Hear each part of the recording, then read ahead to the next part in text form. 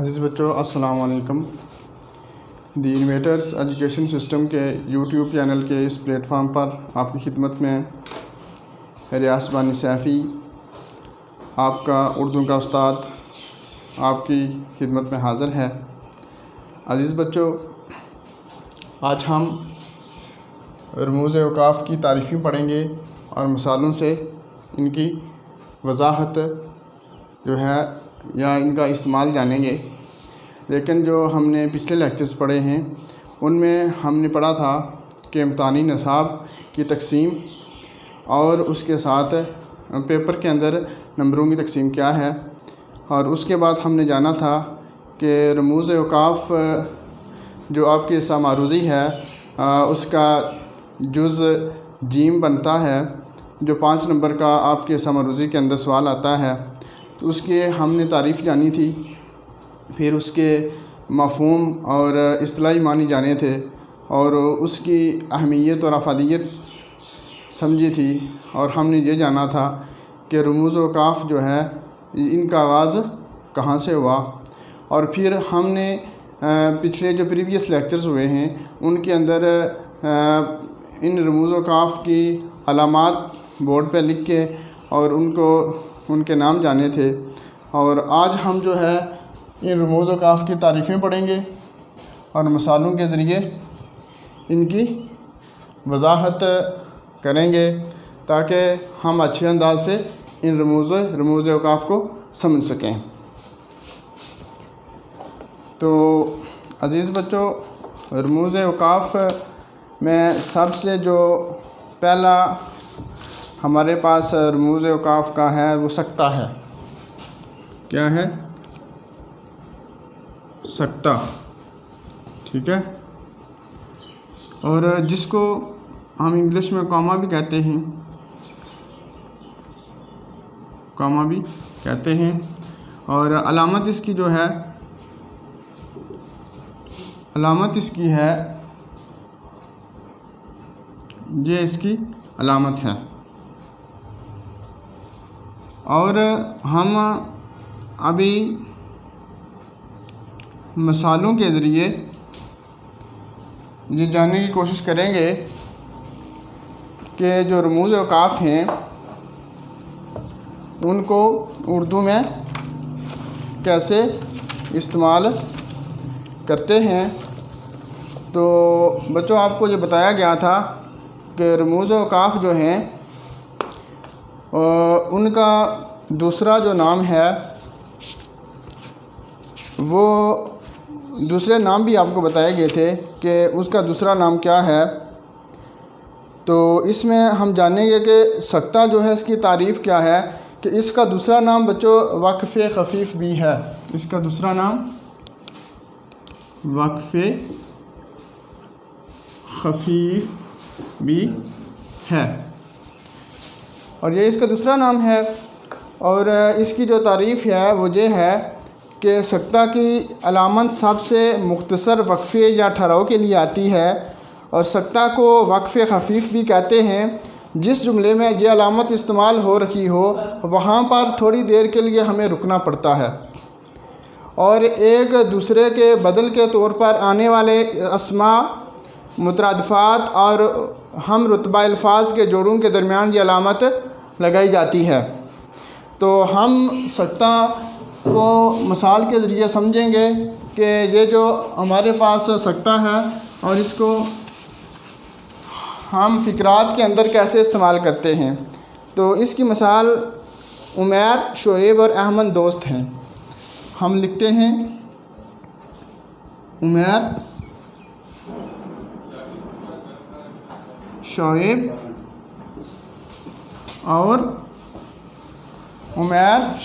और अहमद दोस्त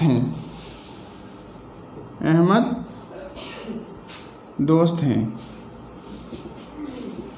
तो आप देखें उमैर, शोएब और अहमद दोस्त हैं, तो इसके अंदर हमने ये अलामत इस्तेमाल करेंगे तो तब जाकर थोड़ा सा हम इस पर वक्फ़ा करेंगे। इस तरह पढ़ेंगे उमैर, शोएब और अहमद दोस्त हैं, तो तब जाकर हमारा फ़िक्रा ये दुरुस्त होगा। अगर ये हमने अलामत यहाँ पे ना लगाई तो यूँ समझें कि इसमें कोई सही हमें मतलब भी वाज़ह नहीं होगा और ये फ़िक्रा हमें कोई अजीब सा लगेगा। और इसकी दूसरी मिसाल मैं आपको देता हूँ कि हम कहते हैं कि पंजाब, सिंध, सरहद और पाकिस्तान, बलूचिस्तान पाकिस्तान के सूबे हैं। हम लिखते हैं पंजाब,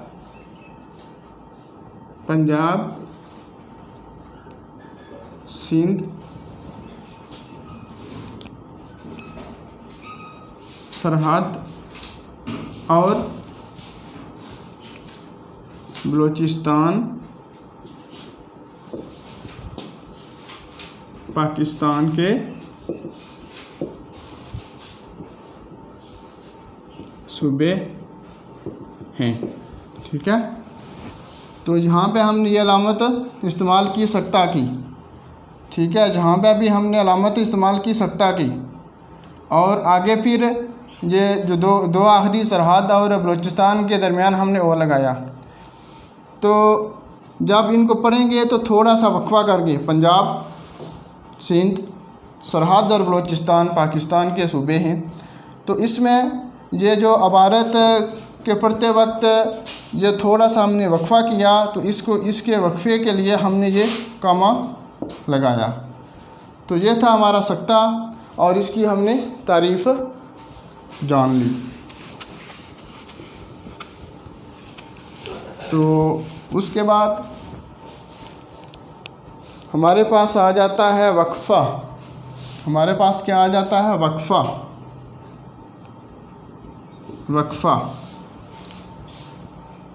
वक्फ़ा को इंग्लिश में सेमी कॉलन भी कहते हैं। सेमी कॉलन भी कहते हैं। और इसकी जो अलामत है ये इस तरह की होती है।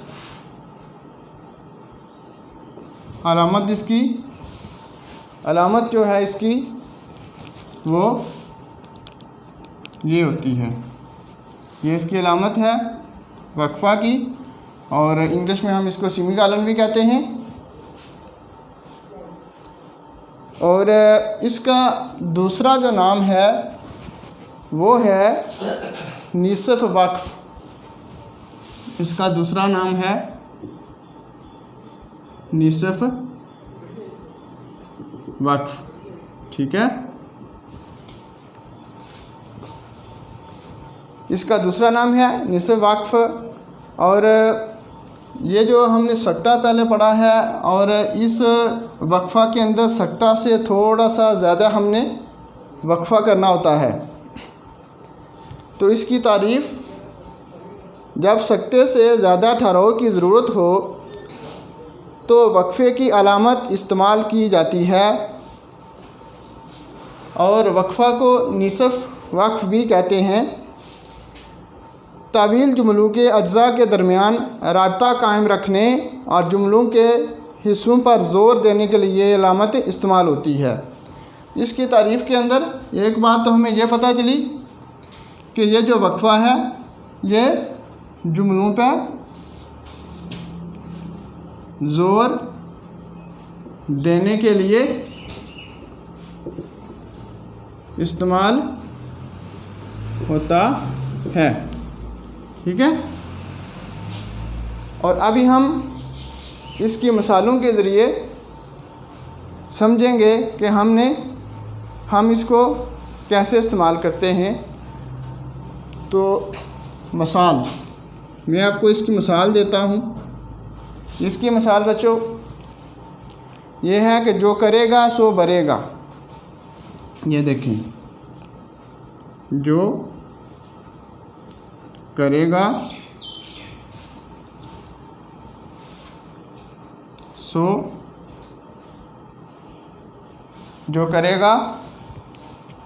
सो बरेगा। अब देखें, अगर इस फ़िक्रे के दरमियान हम अलामत जो आपको वक्फ़ा की बताई गई है ये नहीं लगाते तो इसका मानी सही तरीके से एक तो समझ नहीं आएगा और एक जो कारी है, जो पढ़ने वाला है, वो भी सही तरीके से इसको समझ नहीं सकेगा। जब हम इसके अंदर अलामत हमने लगा दिया तो फिर कारी को भी पता चल जाएगा। तो ये जो जुमला है, ये फ़िक्रा है, ये दो इस्म पर मुश्तमिल है। पहला ऐसा इसका ये है, दूसरा ऐसा इसके ये है। तो थोड़ा सा रुक के पढ़ेगा तो उसको इसका मतलब भी आसानी से समझ आ जाएगा। और इसकी दूसरी मिसाल जो है वो ये है कि जो सोएगा सो खोएगा।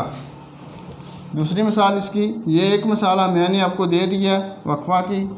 दूसरी मिसाल इसकी है जो सोएगा सो खोएगा। जो सोएगा सो खोएगा, यानी कि वो आदमी जो सुस्त और काहिल पड़ा रहता है और उसका काम करने को जी नहीं करता, तो फिर वो आदमी बहुत कुछ खो देता है, बहुत ज़्यादा नुकसान कर बैठता है। तो इस फ़िक्रे की अहमियत इस वक्फ़ा की वजह से और बढ़ जाती है कि जब कारी पढ़ने वाला इसको पढ़ेगा तो थोड़ा सा ज़्यादा वक्फ़ा पैदा करके जब पढ़ेगा तो वक्फ़े की वजह से उसको इसका मतलब ज़्यादा समझ आ जाएगा। जैसे जो सोएगा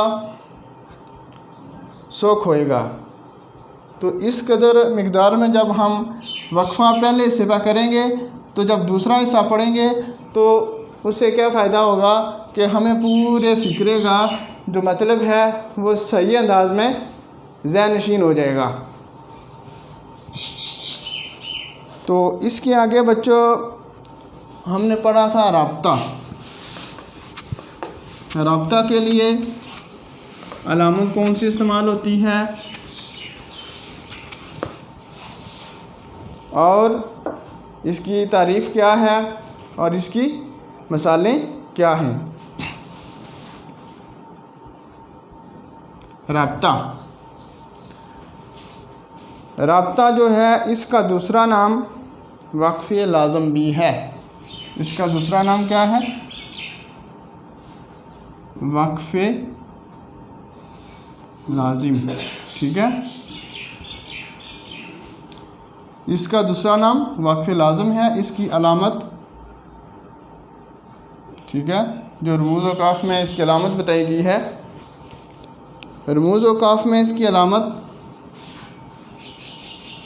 ये इसकी अलामत है, ये इसकी अलामत है।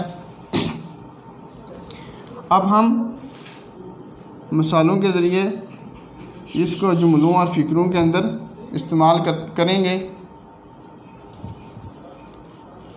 नंबर 1 मिसाल, पहले इसकी तारीफ़ हम जान लेते हैं कि राब्ता होता क्या है। राब्ता की अलामत वहाँ इस्तेमाल होती है जहाँ इबारत में वक्फ़े से ज़्यादा ठहराव ज़ाहिर करना मकसूद हो। तो ये अलामत वहाँ इस्तेमाल होती है जहाँ पर वक्फ़े के अंदर सबसे ज़्यादा ठहराव हमने पैदा करना होता है। जो ठहराव हमने सख्ता के अंदर करना होता है, जो ठहराव हमने वक्फ़ा के अंदर करना होता है, और उससे ज़्यादा जो है जहाँ पे हम ठहराव पैदा करते हैं। इसकी मिसाल,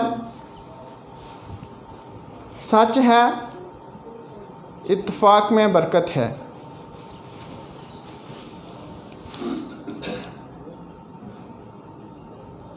सच है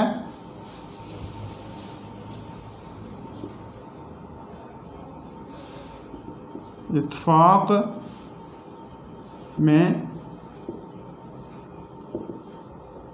बरकत है। इसकी दूसरी मिसाल, इसको दूसरी मिसाल, किसी अक्लमंद का कौल है, आज का काम कल पर ना डालो। किसी अक्लमंद का कौल है,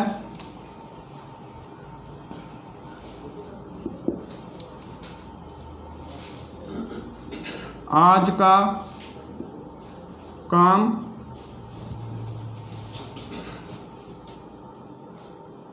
कल पर न डालो। ठीक है, आप देख रहे हैं ये जो मैंने जुमला लिखा है फ़िक्रा, इसमें हमने यहाँ पे राब्ता की अलामत इस्तेमाल किया है और आखिर में एक अलामत ये भी इस्तेमाल हो रही है जिसको हम ख़त्मा कहते हैं या फिर फुल स्टॉप। ये वाली जो अलामत पड़ी थी ये फुल स्टॉप, और ये उर्दू में ये अलामत इस्तेमाल होती है आखिर में जिसको हम ख़त्मा कहते हैं, ये भी हम समझेंगे। तो राब्ता जो है, राब्ता की अलामत वहाँ इस्तेमाल होती है जब इबारत में वक्फ़े से ज़्यादा ठहराव ज़ाहिर करना मकसूद हो, किसी का कौल नकल करना हो करने और साबिक़ा जुमले की वजाहत के लिए यह अलामत इस्तेमाल होती है। किसी का कौल हम नकल करते हैं, कौल नकल करते हैं जब उस वक्त ये अलामत इस्तेमाल करते हैं। नंबर 2 कि जब साबिक़ा जुमले की वजाहत के लिए राब्ता की अलामत लगाई जाती है। और नंबर 2 उस वक्त लगाते हैं जब हमने साबिक़ा जुमले की वजाहत करनी होती है। ठीक है, साबिक़ा जुमले की वजाहत करनी होती है, उस वक्त हम इसको इस्तेमाल करते हैं। तो ये है राब्ता की अलामत। ठीक है, तो ये इन मिसालों के अंदर मैंने आपको बताया कि ये राब्ता की अलामत कैसे इस्तेमाल करनी है। और राब्ता के बाद अब आगे तफसीलिया है। राब्ता के बाद हमारे पास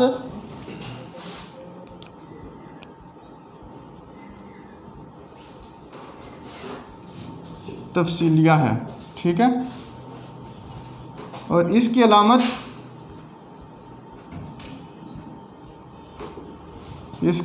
भी इसकी अलामत ये है। ठीक है, ये तफसीलिया है, इसकी अलामत ये है। तो हम जानेंगे इसकी तारीफ़ कि तारीफ़ क्या है। इसको बच्चों इंग्लिश में कॉलन एंड डैश भी कहते हैं, इसको इंग्लिश में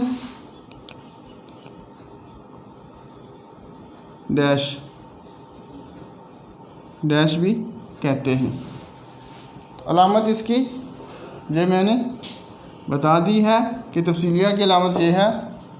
और इसकी तारीफ़ पढ़ते हैं कि तारीफ़ में वो क्या कहता है। इबारत में किसी बात की तफसील बताने से पहले जो अलामत इस्तेमाल की जाती है उसे तफसीलिया कहते हैं। इससे पहले हम कुछ अल्फाज इस्तेमाल करते हैं, वो कौन से हैं? हसब ज़ैल या दर्ज ज़ैल। तारीफ़ के अंदर हमें यह बताया गया कि हम तफसीलिया की अलामत वहाँ इस्तेमाल करते हैं कि जब हमने किसी चीज़ की तफसील बयान करनी होती है, तो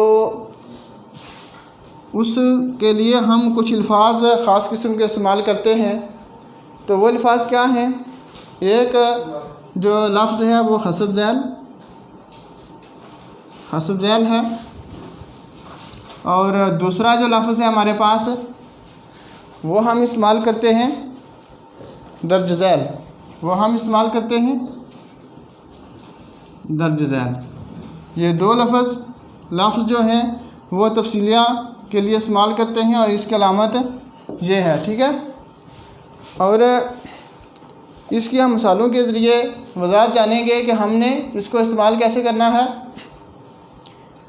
तो इसकी मिसाल ये है, पाकिस्तान के सूबे हसब ज़ैल हैं पंजाब, सिंध, खैबर पख्तूनख्वा, बलूचिस्तान, या फिर हम कह सकते हैं कि पाकिस्तान की अहम ज़री अजनास दर्ज ज़ैल हैं गंदम, कपास और चावल। हम ये आपको मैं मिसाल देता हूँ आपको। पाकिस्तान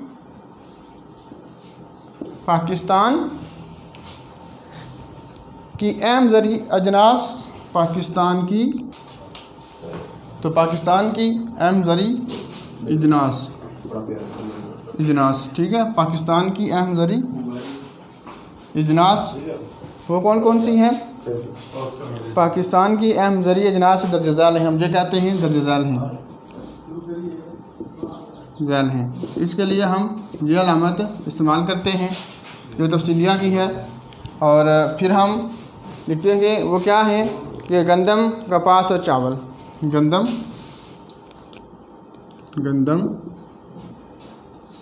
कपास और चावल। तो ये तफसील बताने के लिए हमने 2, 4, 5, 6, 10 चीज़ों की तफसील बताने के लिए हमने तफसीलिया की अलामत इस्तेमाल की है। तो बच्चों ये जितने भी रमूज़ औक़ाफ़ हैं ये तमाम जो है आपको इधर बता दिए गए हैं और इन सब को आपने रीड करना है और रीड करने के बाद फिर इनको याद रखना है। तो 5 नंबर का सवाल जो है इन्हीं में से आएगा। अल्लाह हाफ़िज़।